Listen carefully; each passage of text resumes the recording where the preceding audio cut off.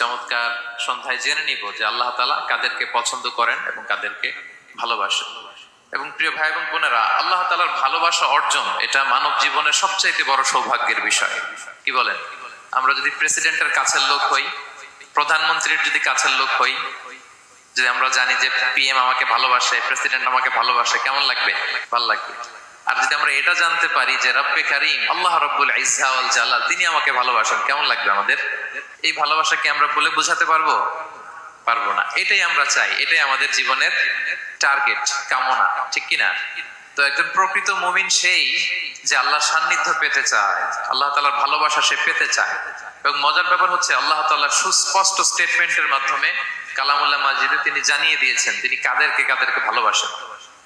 আজকের এই আলোচনায় আমরা সেটাই জানার চেষ্টা করব যে বিশেষ কিছু গুণান্বিত ব্যক্তি আছে যারা এই সৌভাগ্যের অধিকারী, যাদেরকে আল্লাহ তাআলা ভালোবাসেন বলে তিনি কোরআনে জানিয়েছেন।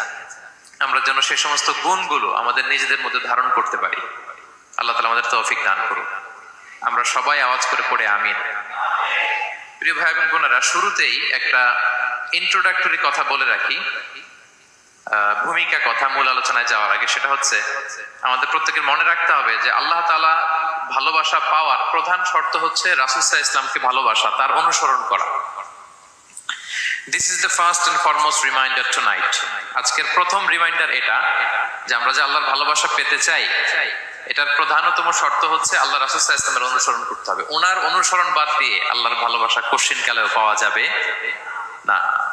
যে আয়াত দিয়ে সূরা আলে ইমরানের 31 নম্বর আয়াত দিয়ে আমি আমার আলোচনা শুরু করেছিলাম, এই আয়াতে আল্লাহ তাআলা খুব স্পষ্ট করে বলছেন, কুল ইন কুনতুম তুহিব্বুনাল্লাহা ফাত্তাবিউনি ইউহিব্বুকুমুল্লাহ।